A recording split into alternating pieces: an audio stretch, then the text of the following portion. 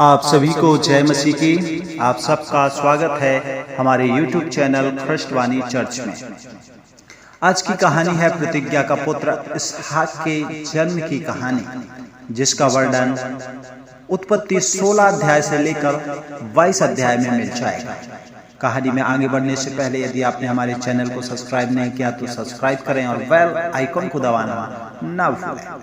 आइए हम कहानी में बढ़ते हैं आगे। अब्राहम और सारे के कनान पहुंचने के 10 वर्ष के बाद अभी तक भी उनके कोई संतान नहीं थी। इसलिए अब्राहम की पत्नी सारे ने उससे कहा, चूंकि परमेश्वर ने अभी तक मुझे संतान जन्माने में सक्षम नहीं किया है और अब मैं संतान जन्माने के लिए बहुत बूढ़ी हूँ, देख मेरी दासी हाजरा यहाँ है, उससे भी विवाह कर ले कि वह मेरे लिए एक संतान उत्पन्न कर सके। अतः अब्राहम ने हाजरा से विवाह कर लिया। हाजरा का एक पुत्र उत्पन्न हुआ और अब्राहम ने उसका नाम इस्माइल रखा। परंतु सारा हाजरा से जलने लगी। जब इस्माइल 13 साल का था, परमेश्वर ने अब्राहम से बात की। परमेश्वर ने कहा, मैं सर्वशक्तिमान परमेश्वर हूँ, मैं तेरे साथ एक वाचा बांधता हूँ। तब अब्राहम ने भूमि पर गिरकर परमेश्वर को दंडवत किया और परमेश्वर ने अब्राहम से यह भी कहा कि तुम बहुत सी जातियों का पिता होगा। मैं तुझे और तेरे वंशजों को उनकी निज भूमि होने के लिए कनान देश दूंगा और मैं सदा के लिए उनका परमेश्वर होऊंगा। तुझे अपने घराने के हर एक पुरुष का खतना करना है।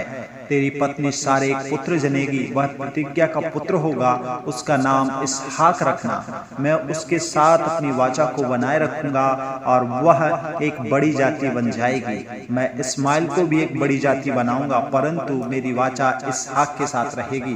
तब परमेश्वर ने अब्राहम का नाम बदलकर अब्राहम कर दिया, जिसका अर्थ है बहुतों का पिता।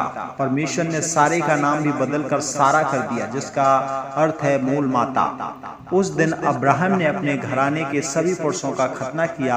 लगभग 1 वर्ष के बाद जब अब्राहम 100 साल की आयु का था और सारा 90 वर्ष की थी, तब सारा ने अब्राहम के पुत्र को जन्म दिया, जैसा परमेश्वर ने उसको कहा था। उन्होंने उसका नाम इसहाक रखा। जब इसहाक जवान हुआ तो परमेश्वर ने यह कहकर अब्राहम के विश्वास की परीक्षा की, अपने इकलौते पुत्र को ले और उसे मेरे लिए बलि के रूप में मार डाल। फिर से अब्राहम ने परमेश्वर की बात मानी और अपने निज पुत्र को बलि करने के लिए तैयार हो गया। जब अब्राहम और इसहाक बलि चढ़ाने की स्थान की ओर आगे बढ़ने लगे तो इसहाक ने पूछा, हे मेरे पिता, हमारे पास बलि के लिए लकड़ियां तो हैं, परंतु बलि करने का मेमना कहाँ है? अब्राहम ने जवाब दिया, हे मेरे पुत्र, परमेश्वर बलि करने के लिए मेमने का प्रबंध करेगा। जब वे बलि चढ़ाने के स्थान पर पहुंच गए तो अब्राहम ने इसहाक को बांधकर बेदी पर लेटा दिया।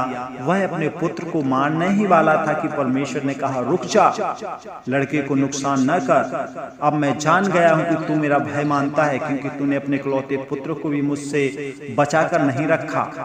पास ही अब्राहम ने एक मेढ़े को देखा जो झाड़ियों में फंसा हुआ था। इसहाक के बदले बलि के लिए परमेश्वर ने मेढ़े का प्रबंध किया था। अब्राहम ने खुशी खुशी मेढ़े की बलि दी।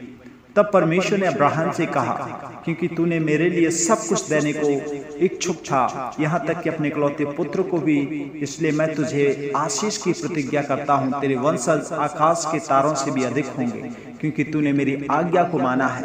इसलिए मैं तेरे परमेश्वर के द्वारा संसार के सारे कुलों को ब्लेस करूंगा, अर्थात आशीषित करूंगा।